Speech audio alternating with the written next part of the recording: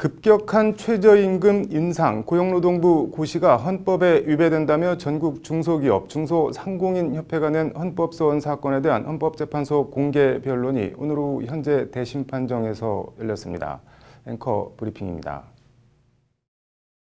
오늘 헌재 헌법소원 사건 공개 변론은 2018년, 2019년도 최저임금 인상 고용노동부 고시에 대한 것입니다.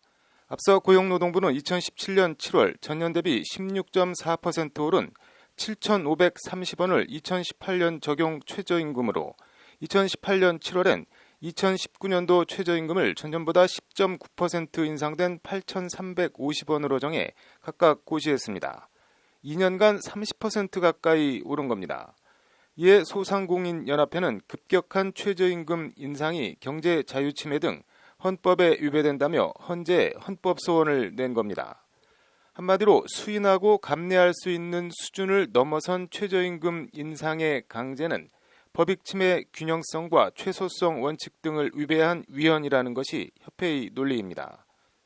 반면 최저임금 고시 주체인 고용노동부는 최저임금 인상이 헌법 제23조가 보장하는 재산권의 본질을 침해한다고 볼 수 없다고 맞서고 있습니다. 최저임금 인상에 따른 소상공인 경영 부담을 완화하기 위해 다양한 지원책을 마련했고 인상 취지가 저소득층 소득 향상이니만큼 헌법에 위배되지 않는다는 것이 노동부 입장입니다. 이런 가운데 내년도 최저임금 산정을 위한 심의위원회가 최근 본격적인 활동에 들어갔습니다. 노동계는 내년에도 두 자릿수 인상률을 주장하고 있지만 경영계는 말할 것도 없고 청와대나 정부 분위기를 보면 두 자릿수 인상률은 어려워 보입니다. 당장 이재갑 고용노동부 장관이 오늘 최저임금이 한계 기업이나 한계 업종에는 분명히 영향을 미쳤다. 내년도 최저임금을 정할 때 한계 기업 상황을 같이 균형 있게 봐야 한다고 속도 조절론에 힘을 실었습니다. 관련해서 경영계에선 소상공인 등 보호를 위해 규모 또는 업종별로 최저임금을 다르게 적용해야 한다는 최저임금 차등 적용론도 솔솔 나오고 있습니다.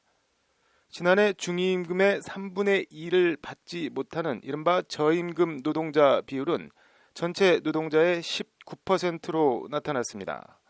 그나마 이 비율이 20% 아래로 내려간 건 2008년 이후 처음입니다. 취업도 잘 안 되고 취업해봐야 최저임금 언저리 수준의 임금을 받고 일해야 하는 구직자들. 최저임금을 올리면 당장 가게 운영이 어려워져 종업원들을 내보낼 수밖에 없다는 자영업자나 소상공인, 중소기업들. 안타까운 처지이긴 서로 마찬가지입니다.